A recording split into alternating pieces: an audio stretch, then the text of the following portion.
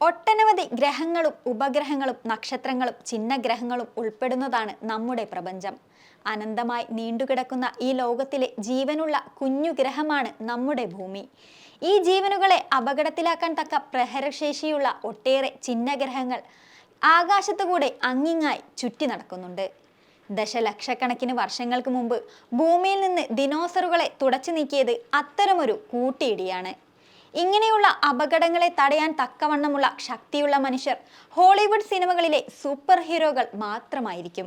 എന്നാൽ മനുഷ്യന്റെ സൂപ്പർ തലച്ചോറുകൾ ഉപയോഗിച്ച് ശാസ്ത്രീയമായി തന്നെ നമുക്ക് ഈ അപകടങ്ങളെ ചെറുക്കാനുള്ള ശ്രമങ്ങളാണ് നടന്നുകൊണ്ടിരിക്കുന്നത്. ചിഹ്നഗ്രഹങ്ങളെ പ്രതിരോധിക്കാനുള്ള നാസയുടെ പദ്ധതിയാണ് ഡബിൾ ആസ്ട്രോയിഡ് റീഡയറക്ഷൻ ടെസ്റ്റ് അഥവാ ഡാർട്ട്.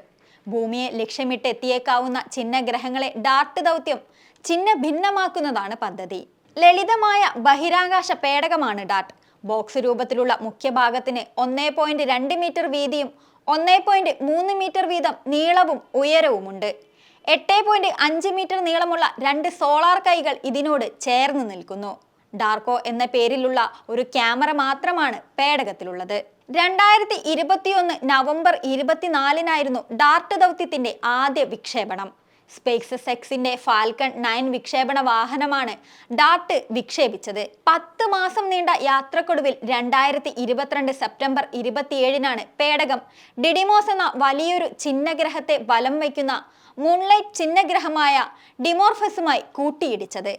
ഡിഡിമോസ് ഇരട്ടകളിലെ കുഞ്ഞൻ ഡിഡിമോസ് ബി അഥവാ ഡിമോർഫസിലേക്ക് ഇടിച്ചിറങ്ങിയത്.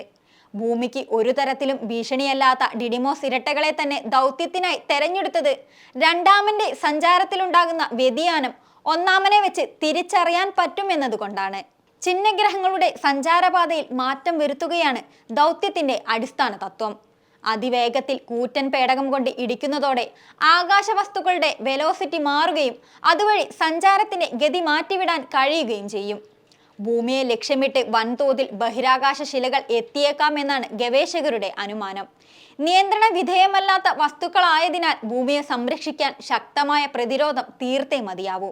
ഭാവിയിൽ ഡാർട്ടിന് സമാനമായതോ അല്ലെങ്കിൽ കൂടുതൽ അത്യാധുനികമോ ആയ സംവിധാനങ്ങൾ ഭൂമിയുടെ രക്ഷയ്ക്കായി മനുഷ്യർ നിർമ്മിച്ചേക്കാം.